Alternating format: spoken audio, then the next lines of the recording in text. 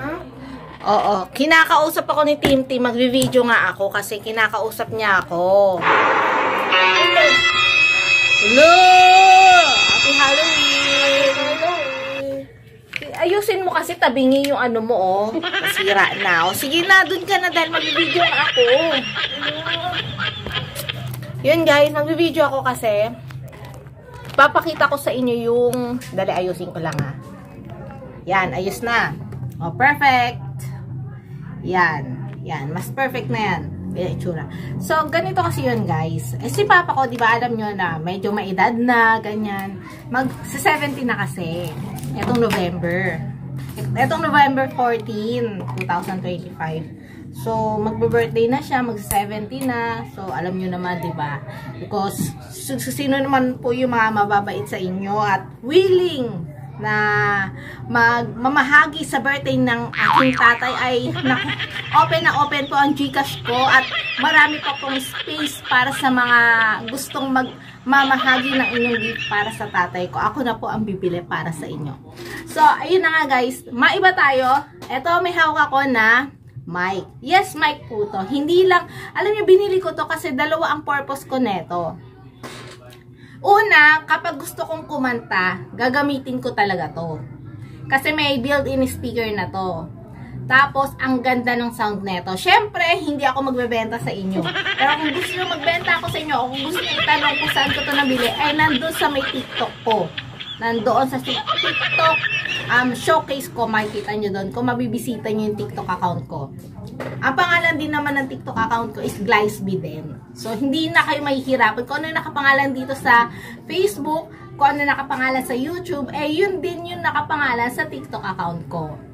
So, yun na nga, may ba tayo? Ito na nga, di ba? Hawak ko ay mic. So, hindi lang sa pagkakanta o sa pagkakaraoke ko ginagamit to. Dahil sa matanda na si Papa, medyo mahina na rin talaga yung pandinig niya. So, kailangan lahat kami sumisigaw, malakas ang boses namin para lang marinig kami ni Papa. Kasi di ba hindi may iwasan kapag halimbawa may edad na, talagang ganun talaga yung tenga, di ba? Talagang humihina na, pati yung paningin, ganyan. Hindi na natin may iwasan yun. So, kailangan, kahit ayaw natin lumakas yung boses natin, pag kinakausap natin siya, ay kailangan talaga malakas ang boses. So, ang gagawin ko is, gagamitin ko tong mic para marinig niya ako. Tingnan natin kung ano magiging reaction ni Papa kapag kakausapin ko siya, eh gamit yung mic na to. Ano kayang magiging reaction niya? Diba? Siyempre, tingnan natin kung maririnig niya talaga ako. Siyempre, lalagyan ko to ng echo. Kaya tingnan nyo guys, itong buong video na to, i-share nyo na rin. And kung hindi pa kayo nakafollow o hindi pa kayo nakapag-subscribe, please subscribe naman. Okay? So, ayan. Antayin na natin. Mamaya-maya kakain na kami tapos gagamitin ko to. At ilang pang kaalyado.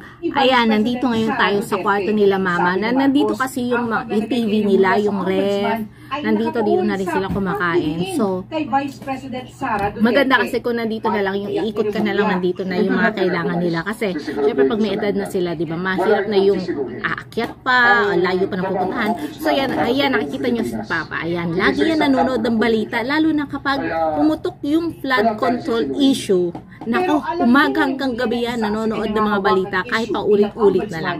So, ang gagawin ko, syempre, tuwing hapon, 6:30 ng hapon, eh, gusto niya yung balita na updated. So, eto na nga, gagamitin na natin yung mic sa kanya. Sa paggamit ng confidential funds ng BC at nagrekomenda ng paghahain ng plunder charges laban sa kanya. Actually, nandiyan na naman sa ombudsman ng mga report na yan. Tanggalin natin ang konti yung echo. Kasi kapag may echo, parang nadodoble yung salita, hindi mo marinig. Patatanungin natin yung mga may hawak doon ngayon. Mga may hawak at yung may tungkulin na hawakan ng mga kasong yun bago tayo dumating. Bago raw i-alusyon ang kanyang appointment, kinausap ni Pangulong Bongbong Marcos si Remulla sa Malacanang. Nasabi niya, yung accountability sa talagaan mo talaga. Lumang ano na yan? Lumang ano na yan? Mamaya! Hindi yung trabaho sa kanya. Kaya, nanonood ka, luma na yan. At, naririnig niyo na ako? Naririnig niyo na ako? Kapag kakausapin ko kayo, gagamitan ko kayo ng mic.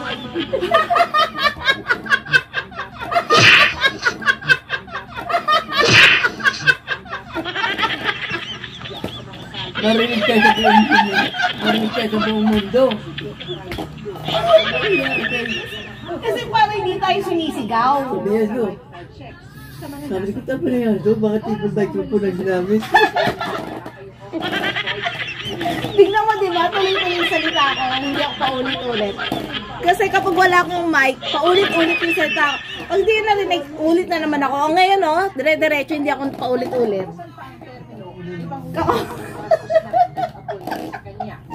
Kausapin natin si Papa na naka-mic. Ikaw susunod. Ikaw mag-mic ka. Si Mama naman ang gagamit ng mic. 24 oras.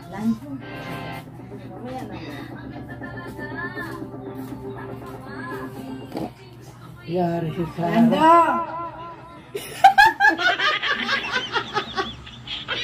Kausapin mo na. Mamaya pa yung balita. October 11 na yun. Yung mga pinapanood mo eh. Ando! Ah. Naririnig mo agad pa.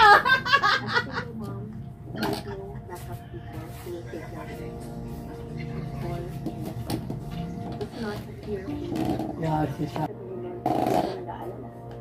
Pa! Alika, hanapin natin. Amin na yung cellphone, hanapin natin yung ano. Ito na gagamitin ko para hindi na ako paulit-ulit ng salita ko.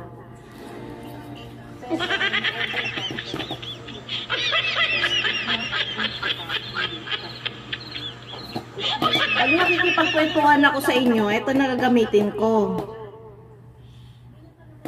Kasi hindi yun naririnig eh.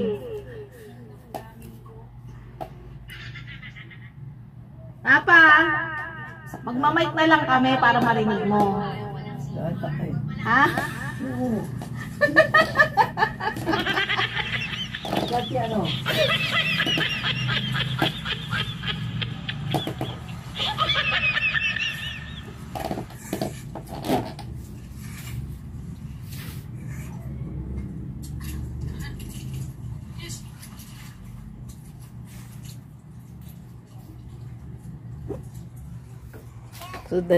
Sundan natin si Papa.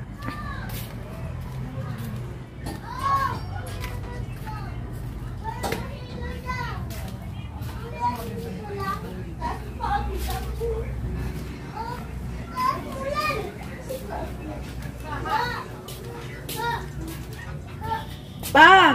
Nandun na yung balita! Sige na! Nandun na yung balita. Sarado nyo na yan.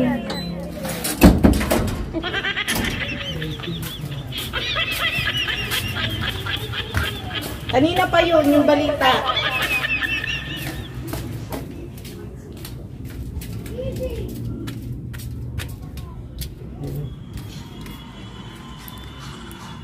I-ano nyo kasi.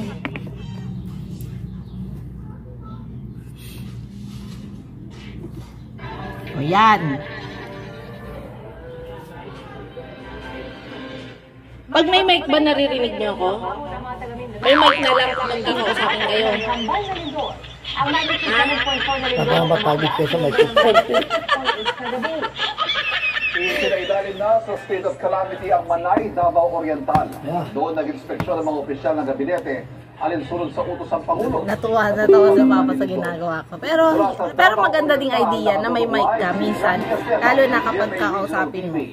Hindi naman siguro masama yun kasi para hindi na sumisigaw. Ha?